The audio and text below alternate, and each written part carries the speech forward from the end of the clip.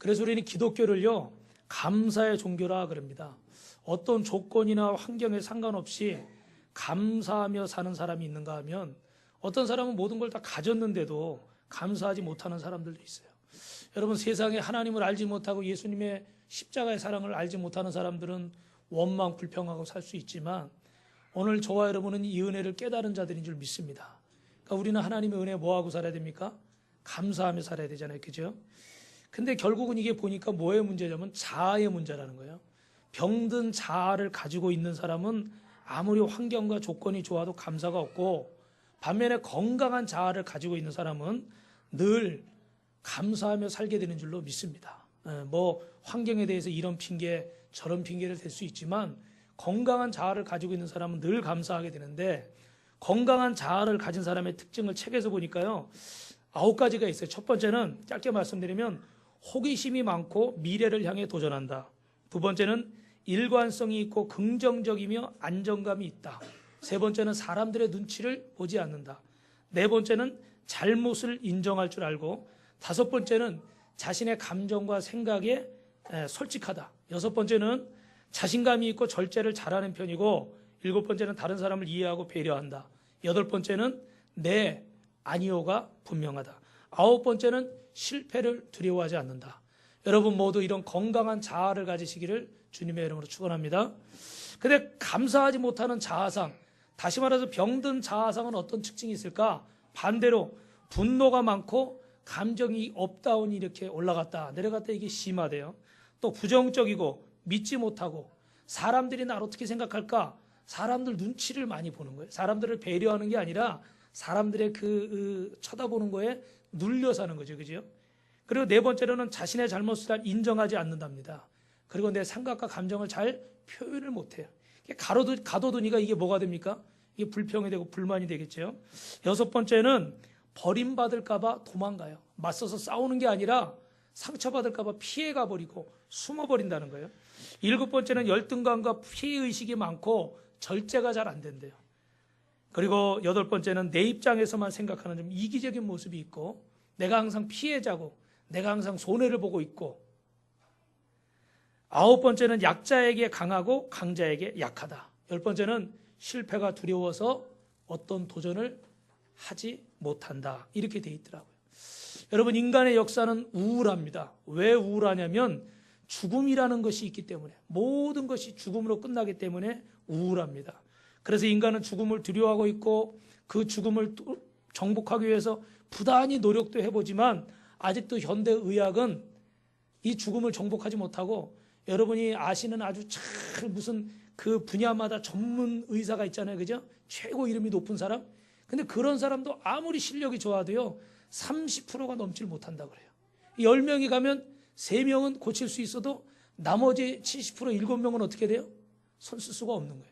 아무리 실력이 있는 의사가 그렇다는 거예요. 그러니까 죄송하지만 좀 실력이 없는 병원이나 의사는 그거보다 더 못하다는 거죠. 왜 이 말씀을 드리냐면, 사람이 아무리 노력하지만 사람에게는 한계가 있습니다. 죽음으로 끝나는 인간에게 참된 소망이 없습니다. 죽음은 모든 것이 허무하고 끝이 납니다. 이런 인간의 역사 속에 오늘 주님이 저와 여러분을 찾아오신 줄로 믿습니다. 여러분, 요한복음 10장 10절 잘 아시죠? 한번 해볼까요? 도적이 오는 것은,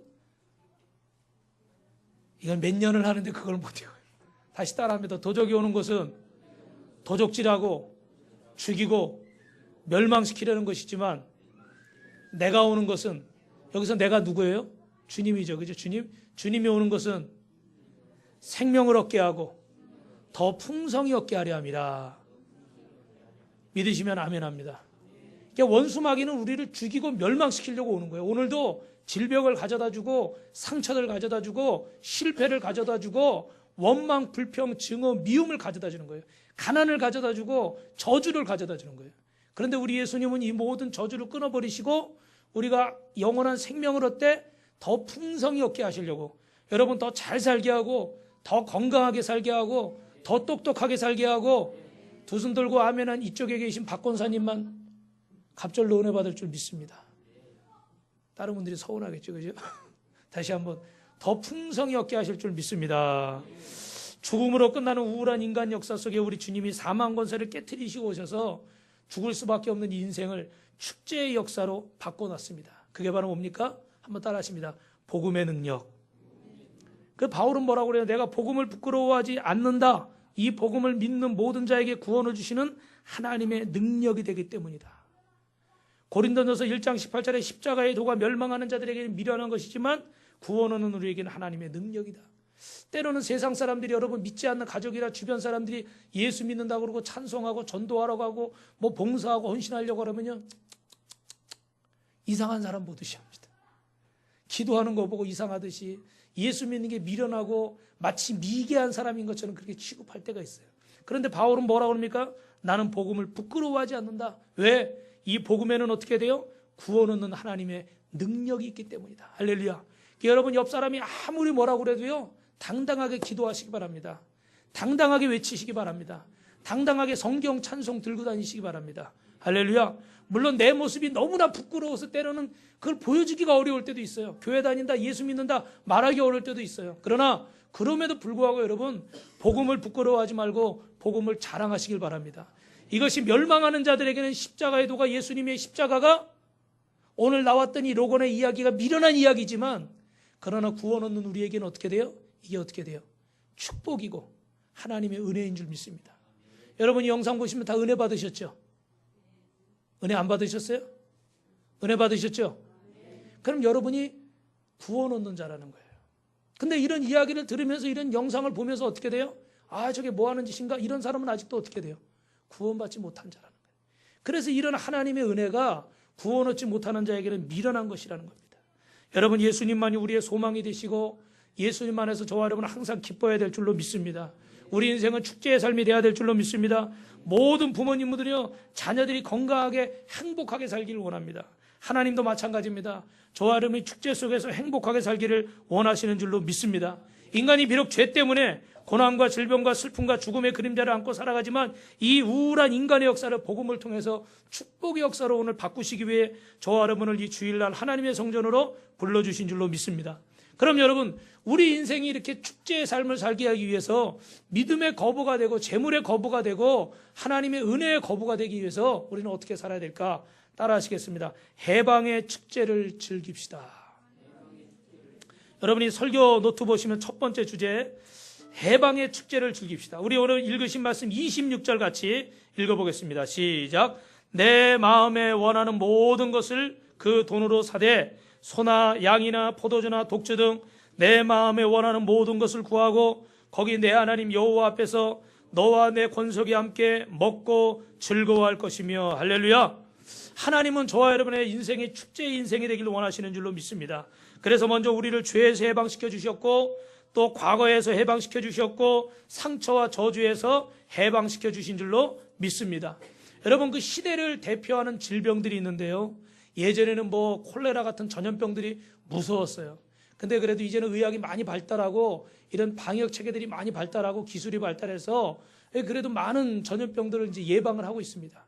그런데 여러분 현대의 이 좋은 의학 체계를 가지고도 해결하지 못하는 질병들인데 그게 뭐냐면 정신적인 질환이에요.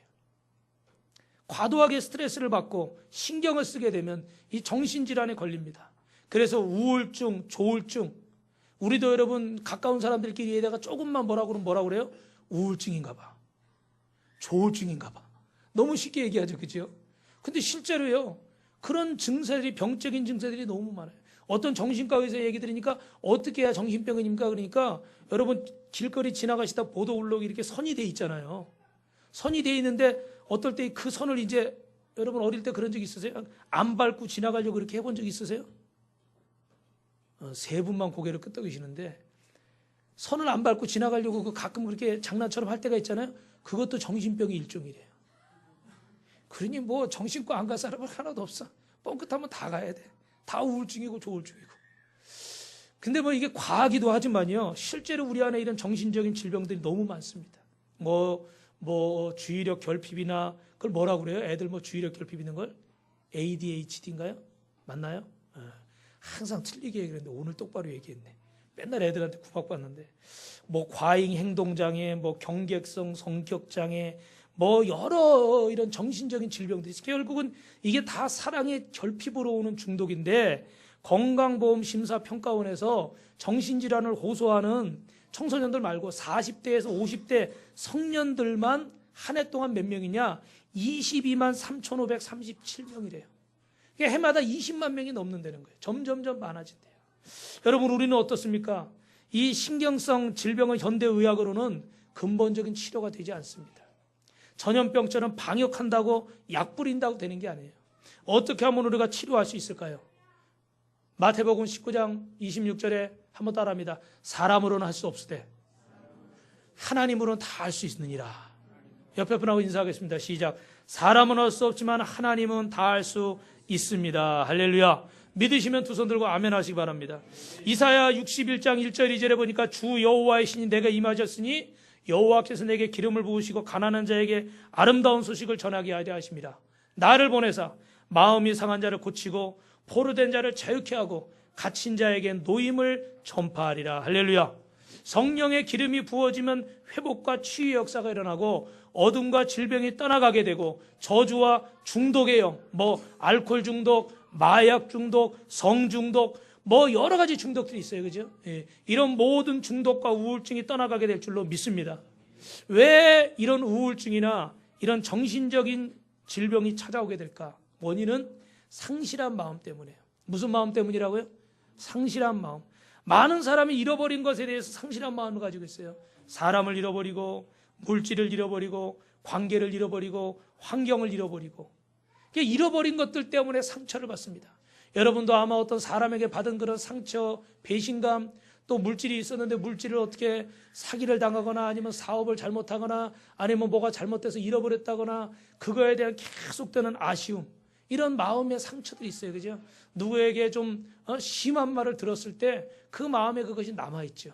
그래서 오래 가도 이 마음의 상처가 사라지질 않습니다. 과거, 상처, 어떤 장소, 일, 사람이 묶여서 그 마음의 상처가 떠나질 않습니다. 많은 사람들이 또 수치심 때문에 갇혀 삽니다.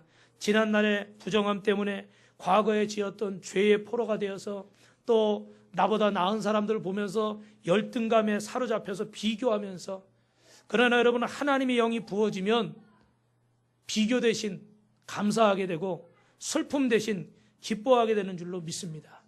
비교라는 것은 하등의 필요가 없는 건데 우리는 어떻게 돼요? 본능적으로 비교합니다. 더 잘 입으려고 그러고 더 큰 차 타려고 그러고 더 좋은 집 살려고 그러고 더 멋있게 하고 다니려고 그러고, 항상 그게 결국 뭐에서 나오는 거예요? 비교에서 나오는 거예요. 여기서 설교하는 이 목사도요, 그거에 대해서 자유함이 없습니다. 어느 날 기도하고 성령 쭉 많으면 그런 것이 상관없는데 또 저도 은혜가 떨어지면 어떻게 돼요? 그런 게 느껴지는 거예요. 그럼 마음이 어떻게 돼요? 우울하고 감사보다는 불평이 나오고 찬송보다는 원망이 나오고, 아마 여러분의 마음도 비슷하시리라 생각합니다. 여러분 혹시 무너진 인생이 있으십니까? 망가진 인생이 있으십니까? 깨어진 인생이 있으십니까? 오늘 하나님과의 관계, 부부의 관계, 인간의 감각에 깨져서 여러분 정말 포기하고 싶은 그런 마음이 드는 인생이 있으십니까? 오늘 성령이 임하면, 예수님을 만나면 황폐한 인생이 회복되고 무너진 가정이 회복되고 무너진 교회가 다시 세워지게 될 줄로 믿습니다. 옆에 분하고 인사합시다. 예수님 만나면 다 해결됩니다. 할렐루야. 아멘 안 하는 사람이 있으면 어떻게 돼요? 꼬집어줘요. 어떤 장로님이요, 장로님 정도 되시면 믿음이 대단하죠. 그죠? 근데 어떤 상처를 받았어요. 그래서 5년 동안이나 교회를 떠나고 방황하고 어느 날 술집에 앉아 있는데 그 옆에 점집이 있었어요. 그런데 갑자기 술 마시고 있는데 점쟁이가 오더니 여기 예수 믿는 사람 있으니까 제발 나가주세요. 점괘가 안 나와요. 점괘가. 그러니까 술 마시던 사람들이 웃으면서 아유, 이런 술집에 무슨 예수 믿는 사람이 있겠어?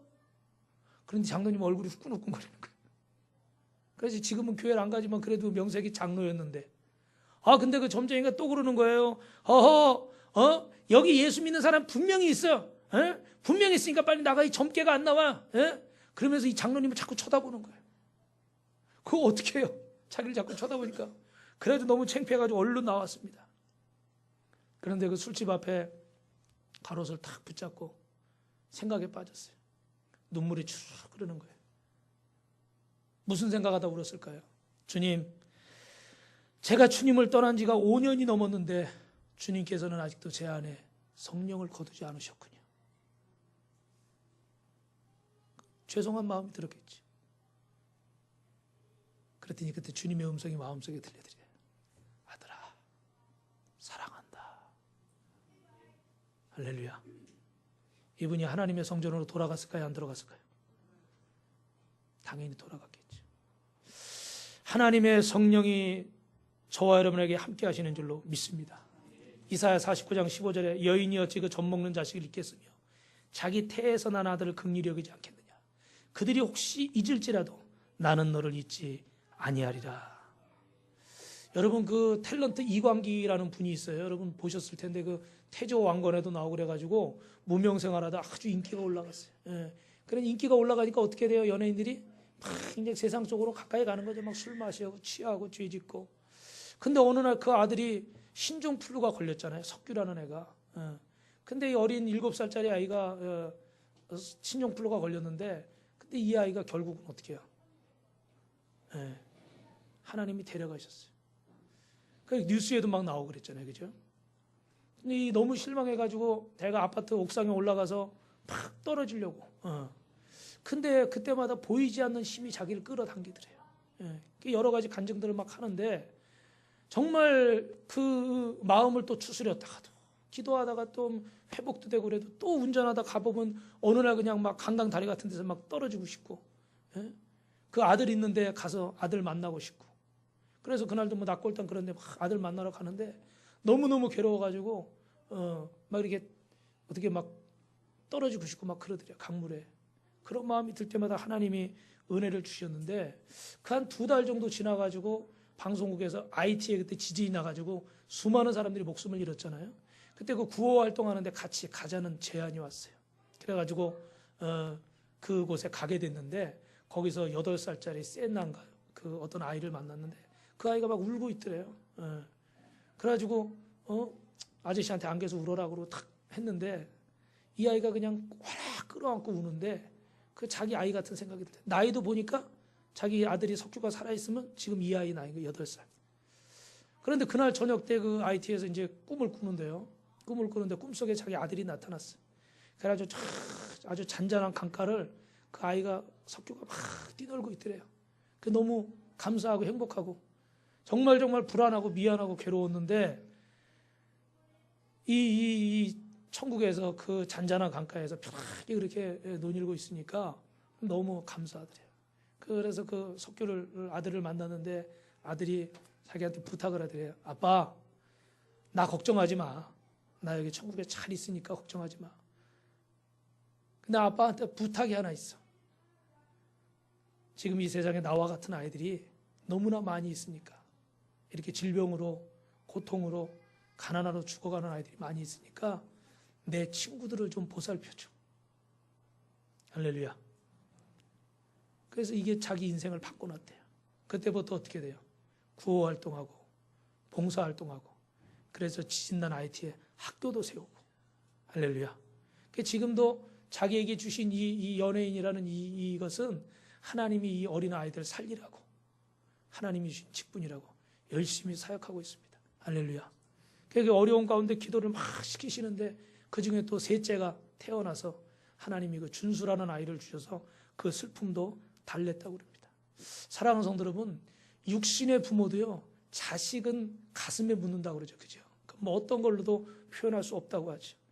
오늘 우리 주님께서 저와 여러분을 기억하고 계신 줄로 믿습니다. 우리 주님을 만나면 해방되는 줄로 믿습니다. 그리고 주님 안에서 기뻐하십시오. 항상 기뻐하라. 쉬지 말고 기도하라. 범사에 감사하라. 이는 그리스도 예수 안에서 너희를 향하신 누구의 뜻이에요? 하나님의 뜻이냐. 데살로니가전서 5장 16절 18절 말씀. 여러분, 우리가 이렇게 축제에 그러면 인생을 살아야 되는데 어떻게 하면 축제 인생을 살게 될까? 2가지로 말씀드리면 따라합니다. 섬김의 축제를 삽시다. 오늘 27절부터 29절 말씀 같이 읽습니다. 시작. 내 성읍에 거주하는 레위인은 너희 중에 분깃이나 기업이 없는 자이니 또한 저버리지 말라. 매 3년 끝에 그의 소산의 10분의 1을 다 내어 내 성읍에 저축하여 너희 중에 분깃이나 기업이 없는 레위인과 내 성중에 거류하는 객과 고아와 과부들이 와서 먹고 배부르게 하라. 그리하면 내 하나님 여호와께 내 손으로 하는 범사에 내게 복을 주시리라. 할렐루야. 하나님을 만난 사람의 특징이 무엇입니까? 기도 많이 하는 겁니까? 전도 많이 하는 겁니까? 봉사 많이 하는 겁니까? 헌금 많이 하는 겁니까? 다 있겠죠, 그죠? 근데 하나님을 만난 사람의 특징 중에 가장 중요한 특징 중에 하나가 뭐냐? 따라합니다. 섬기는 사람이 됩니다. 어떤 사람이 된다고요? 섬기는 사람. 왜? 주님이 나를 섬겨주셨기 때문에, 나를 위해 자신의 목숨까지 버리셨기 때문에 섬기는 사람이 될 수 있는 거예요. 사람 사는 곳에는 어디나 분깃이 없는 자들, 기업이 없는 자들, 가난한 자들, 소외되고 이웃에게 환영받지 못하고 초대받지 못하는 사람들이 있습니다. 이 하나님 말씀하신 이 신명기 말씀 상황 속에서도 그 성중에 우거하는 사람들 중에 객이나 고아나 과부나 어려움 당한 사람들, 환영받지 못하는 사람들이 있었다는 거예요. 그런 사람들에게 가서 어떻게 돼요? 배부르게 하고 그들이 축제를 즐길 수 있도록 사회적인 약자를 섬기고 축복하는 것이 저와 여러분의 사명인 줄로 믿습니다. 할렐루야. 할렐루야. 아멘을 크게 하세요. 할렐루야. 수요일마다 왜 보리빵을 찌고 왜 부침개를 부치고 왜 가냐고요? 주님이 섬기라고 말씀하셨습니다. 여러분이 주일날 와서 예배 드리는 것만큼 수요일날 가서 섬기는 게 저와 여러분의 해야 될 일 중에 하나예요. 주일날 딱 한 번 와서 예배 드리고 가서 내 모든 일 다 했다, 이렇게 생각하지 마십시오. 받은 은혜가 있다면, 하나님의 사랑을 받았다면 우리도 뭐 하는 사람이 돼야 돼요? 섬기는 사람이 돼야 돼요. 그러니까 여러분의 가정에 돌아가고 직장에 돌아가고 사업장에 돌아가고 이웃에게 가서 섬기는 사람이 돼야 될 줄로 믿습니다. 그래서 오늘 본문 말씀에 이스라엘 백성이 가나안 땅을 소유하자마자 실행해야 될 두 가지 의식에 관해서, 첫째는 어떻게 돼요? 그 땅의 첫 열매를 하나님 앞에 드리라. 그리고 다른 하나는 3년마다 모든 소산의 11조를 따로 내어서 고아와 과부같이 의지할 데 없는 사회적인 약자에게 나눠 주라는 거예요. 이게 뭡니까? 이 하나님의 말씀에 순종하는 것이 여러분 청지기인 줄로 믿습니다. 할렐루야. 하나님이 나에게 주신 것을 없는 자를 섬길 수 있는 사람, 우리가 가진 것이 무엇이 있든지 간에 정말 복음을 가졌다면 우리 인생은 축제와 같은 인생이 될 줄로 믿습니다. 가진 자나 못 가는 자나 우리 인생은 성공한 사람이고 하나님이 나의 아버지가 되십니다. 왜 그렇습니까? 요한복음 12장 26절에 보니까 사람이 나를 섬기려면 나를 따르라. 나 있는 곳에 나를 섬기는 자도 거기 있으리니 사람이 나를 섬기면 내 아버지께서 저를 귀히 여기시리라. 그래서 우리 교회 안에도 어떻게 돼요? 섬기는 사람이 많아야 됩니다. 할렐루야. 진정한 섬김이 무엇입니까? 주님이 나를 있는 그대로 이렇게 받아주셨기 때문에 나도 어떻게 돼요? 있는 그대로 우리 형제를 돕고 사랑하는 것이죠. 서울 초등학교에서 글짓기 대회를 했는데 1등을 한 게 한용익이라는 초등학교 3학년 학생이에요. 근데 거기 그냥 기니까 간단하게 말씀드리면, 자기 아버지가 사업하다 부도나서 교도소에 가고, 엄마는 가족들 먹여 살려야 되니까 어떻게 돼요? 술집에 나가고, 그 자기는 그 벌집이라는 곳에 사는데, 쉽게 말하면 저 영등포 쪽방촌처럼 한 울타리 안에 55가정이 모여서 산대요. 이게 얼마나 환경이 열악하겠어요, 그죠? 그런 곳에서 살고 있는데 이 엄마는 술만 취하면 들어와서 자기를 붙잡고, 야 이놈아 너 죽고 나 죽자, 같이 죽자. 왜? 자식이니까 이거 버리지는 못하겠고, 혼자 살자니 못 살겠고, 그러니 어떻게 돼요? 이러지도 저러지도 못하고 사니까 술만 취하면 자기 붙잡고 같이 죽자는 거예요. 이 초등학교 3학년 아이가 무슨 말인지는 모르지만 속상하게 술만 마시면 엄마가 무섭대, 같이 죽자 그러니까. 근데 그런 얘기를 쫙 글짓기에 쓴 거예요. 근데 지금 주인이 월세를 올려달라고 그러는데 보증금 50에 월세 3만 원이래요. 얼마라고요? 보증금 50에 월세 3만 원. 예. 그거 얼마 안 되잖아요, 그죠? 근데도 이 엄마가 이 아들만 보면, 야, 예수 믿으라고 전도만 하면은 예수님이 나한테 50만 원만 주면 내가 예수 믿겠다. 맨날 그러는 거예요. 근데 이 아기 글짓기 대회 나가서 1등을 했어요. 근데 어느 날 그 심사위원장 되는 분이 이 아이의 집에 찾아왔어요. 뭐 환경이 너무 열악하죠. 그래서 격려하면서 책을 몇 권 선물해 주고 갔어요. 그래서 저녁 때 책을 읽으려고 딱 보는데 거기 뭐가 들었을까요? 봉투가 하나 들었어요. 봉투에 얼마가 들었을까요? 할렐루야. 어떻게 그렇게 잘하지? 50만 원이 들었어요. 그래가지고 이 엄마가 감동을 해가지고요, 이거 꼭 갚는다고 전해드려라. 그리고 주일날 이쁘게 옷을 차려입고 교회 나간 줄 믿습니다. 왜요? 50만 원만 주면 나 예수 믿겠다 그랬잖아요. 여러분 50만 원 줘서 예수 믿게 할 수 있다 그러면 얼마나 좋을까요? 신들러 리스트라는 영화 옛날에 보셨죠, 그죠? 거기도 보면 자기 거 다 팔아가지고 유태인들 히틀러가 죽이려고 그럴 때 한 명씩 다 건져내고 마지막에 그 사람들이 고맙다고 인사하니까 어떻게 해요? 자기 반지, 자기 차 팔지 못한 걸 안타까워하잖아요. 오늘 여러분 행복하게 사시기 바랍니다. 근데 행복하게 사는데 섬기면서 사시기를 바랍니다. 마태복음 23장 11절에 너희 중에 큰 자는 너희를 섬기는 자가 되어야 하리라. 송중에 고아나 괴기나 가부들은 자존감이 낮습니다. 그런데 그런 사람들을 가장 상석에 앉히고 상처받지 않도록 섬겨주고 하나님이 어떤 분이신지를 경험하게 하는 게 오늘 저와 여러분이 해야 되는 일인 줄로 믿습니다. 주님의 이름으로 부탁하는데 여러분 목장도 잘 섬기시기 바랍니다. 한 달에 한 번 애찬으로 섬기고 또 성전 청소하고 1년에 많으면 12번이에요. 근데 그것도 보니까 하는 분만 하고 안 하는 분들은 안 하시는데 여러분 작은 것도 섬기시기를 주님의 이름으로 축원합니다. 마지막 세 번째 빼편하고 우리 인사합니다. 나눔의 축제를 즐깁시다. 우리 끝으로 28절 29절 읽어봅니다. 시작. 매 3년 끝에 그의 소산의 10분의 1을 다 내어 내 성읍에 저축하여 너희 중 분깃이나 기업이 없는 레위인과 그 성중에 거류하는 객과 및 고아와 가부들이 와서 먹고 배부르게 하라. 그러면 내 하나님 여호와께서 내 손으로 하는 범사에 내게 복을 주시리라. 할렐루야. 신명기 15장에 이런 말씀이 써 있어요. 가난한 형제가 너와 함께 있거든 내 손을 움켜주지 말고 반드시 내 손을 펴서 그에게 필요한 것을 쓸 것을 나눠줘라. 7째 해 면제년이 가까웠다고 내 궁핍한 형제 아무것도 주지 않으면 그가 너를 여호와께 호소하리니 그것이 너에게 죄가 될 것이다. 너는 반드시 그에게 줄 것이고 줄 때에는 아끼는 마음을 품지 말고 그에게 주라. 내 하나님 여호와께서 내가 하는 모든 일과 내 손이 닿는 모든 곳에 내게 복을 주시리라. 땅에는 언제든지 가난한 자가 그치지 아니하므로 너는 반드시 내 땅 안에 내 형제 중에 곤란한 자와 궁핍한 자에게 내 손을 펼치니라. 할렐루야. 여러분 하나님 앞에 도움을 많이 받으셨다, 은혜를 많이 받으셨다 믿으시는 분은 한번 아멘 하시기 바랍니다. 할렐루야. 그렇다면 이제 여러분 우리가 받은 것을 어떻게 돼요? 나누어 주는 겁니다. 섬기는 것은 결국은 나누어 주는 것이죠. 우리는 주님의 청직입니다. 하나님이 우리에게 주신 모든 것은 나의 것이 아니라 주님이 나에게 맡기신 것입니다.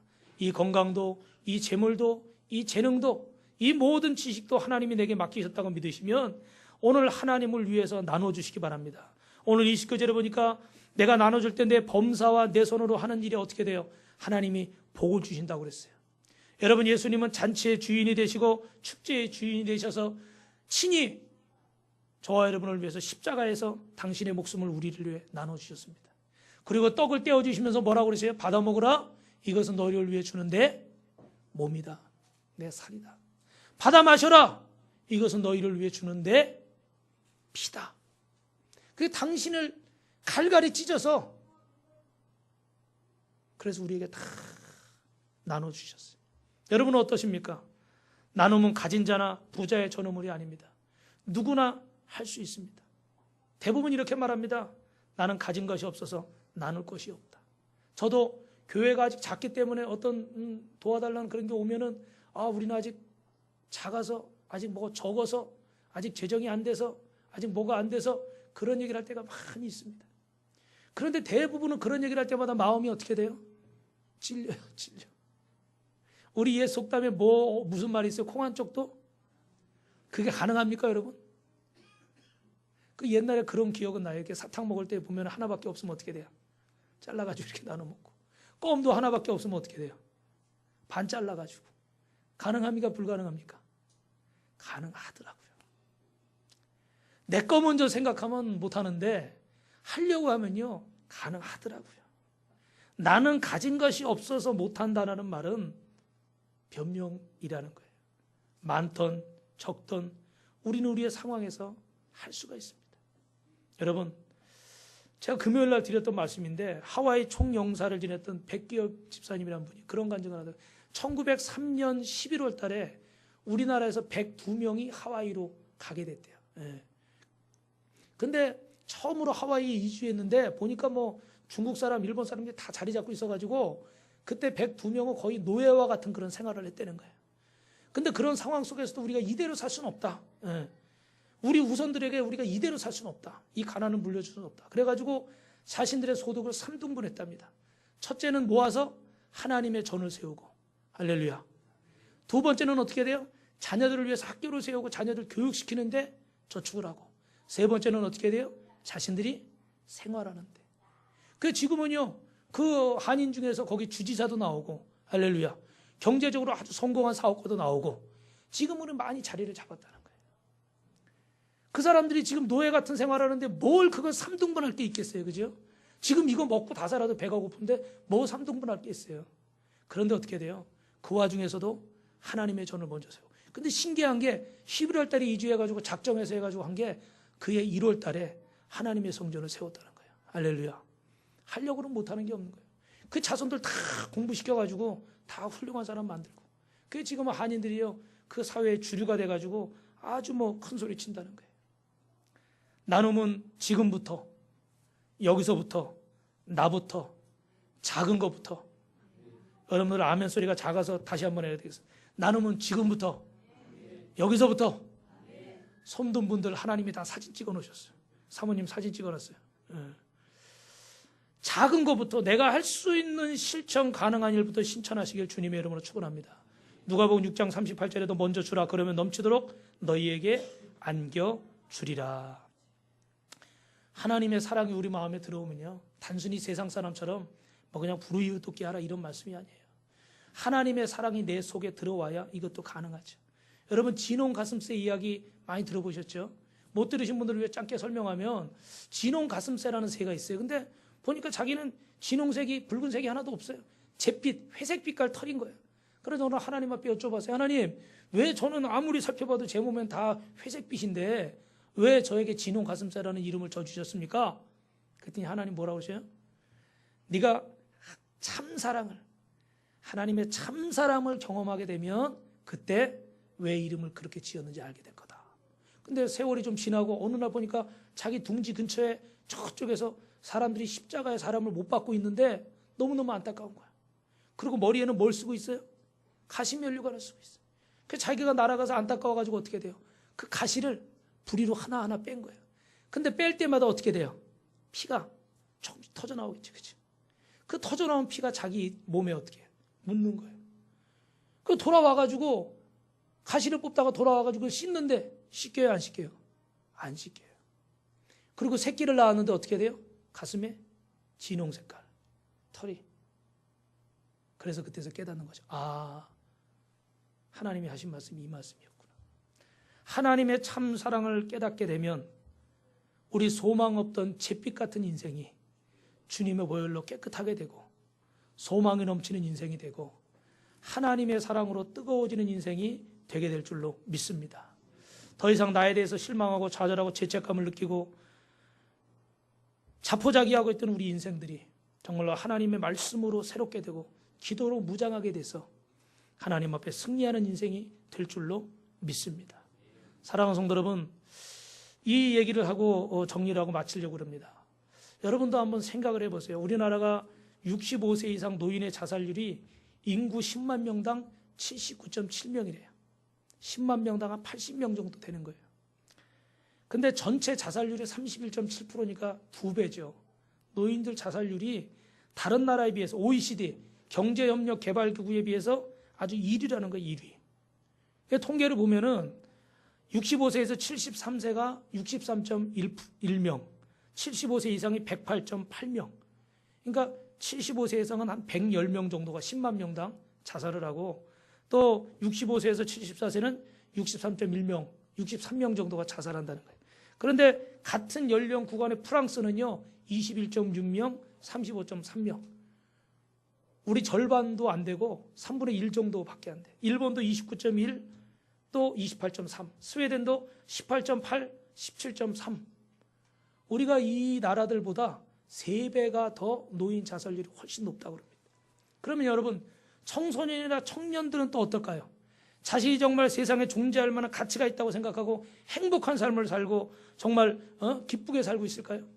아니면 나는 가치가 없는, 나는 살아도 소용이 없다, 그리고 불행한 인생을 살고 있을까요? 아무리 환경과 조건이 탁월해도 내 자아가, 내 속사람이 병들면 그 인생은 불행한 인생이 되는 거예요. 근데 아무리 어려운 환경에, 힘든 환경에 있어도 내 자아가 하나님 앞에 은혜 받고 건강한 인생이 되면 그 사람은 자아가 행복하고 건강한 인생을 살게 될 줄로 믿습니다. 오늘 여러분 예수님을 만나야 됩니다. 예수님을 만나야 저와 여러분의 병든 마음이 치료되고 건강한 인생, 그리고 여러분이 행복해야 여러분의 가정이 행복하고 남편이 행복하고 아내가 행복하고 자녀가 행복하고 부모 형제가 행복하고, 할렐루야. 제가 행복해야 여러분이 행복하고 여러분이 행복해야 어떻게 돼요? 목사도 행복한 거예요. 할렐루야. 서로 다 연결되어 있죠, 그죠? 대통령이 행복해야 국민이 행복하고 국민이 행복해야 어떻게 해요? 대통령이 행복하고. 그러니까 이럴 때일수록 어떻게 나와서 어떻게 돼요? 뭐 해야 돼요? 기도해야 돼요. 회개하라, 천국이 가까웠느니라. 이럴 때일수록 기도하셔야 돼요. 어떤 교회는 나라와 민족을 위해서 50일 기도를 선포했더라고. 여러분도 새벽에 나와서 기도하십시오. 저녁 때 나와서 기도하십시오. 그건 교회가 잘 되고 나라가 잘 되는 게 내가 잘 되는 거고, 내가 잘 되는 게 우리 가정이 잘 되는 거고, 우리 교회가 잘 되고 나라가 잘 되는 거예요. 이 말씀하고 마친다고 그랬죠. 송솔나무라는 여러분 그 플룻 연주자가 있어요. 근데 이분이 간증하는데 그런 간증을 하더라고.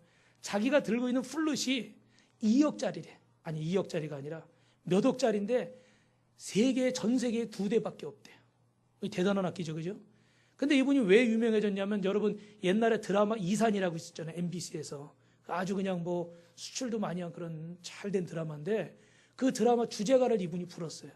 근데 자기가 그 주제가 불어가지고 이렇게 유명해졌는데, 그 이산이라는 주제가 부를 때 이 몇 억짜리 세계에 2대밖에 없는 이 풀로 가지고 분 게 아니에요.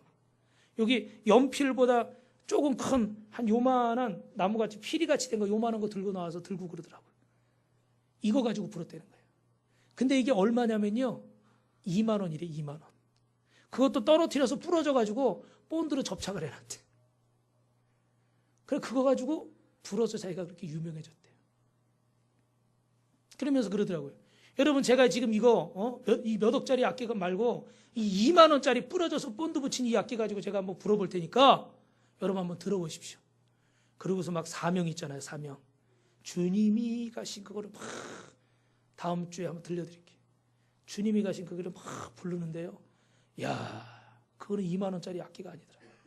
너무너무 그 연주가 아름답고 영감이 있더라고요. 할렐루야. 할렐루야. 우리는 스스로 작다고 생각하고 부족하다고 생각하죠. 겸손한 건 좋습니다. 나는 나이가 많고, 나는 건강이 안 되고, 나는 상황이 이렇고, 나는 경제적으로 능력이 안 되고, 나는 많이 배우질 못했고, 나는 뭐 말을 잘못하고, 나는 똑똑하지 못하고, 뭐 여러 가지 이유가 있어요. 그런데 우리의 이런 자아가 결국 좋은 환경이 우리를 건강하게 하는 것이 아니라, 우리를 복되게 하는 것이 아니라, 정말 예배만큼 능력이 있고 예배만큼 힘이 있는 것이 있는데, 그것이 뭐냐? 나눔의 삶이고 섬김의 삶이고 사랑의 삶인 줄 믿습니다. 여러분, 사랑의 거부가 되십시오. 섬김의 거부가 되십시오. 나눔의 거부가 되십시오. 이 중요한 순간인데 손드는 사람이 3사람밖에 없어. 나눔의 거부가 되십시오. 섬김의 거부가 되십시오. 사랑의 거부가 되십시오. 그럼 여러분의 인생이 축제 같은 인생이 되고 날마다 행복한 인생이 될 줄로 믿습니다.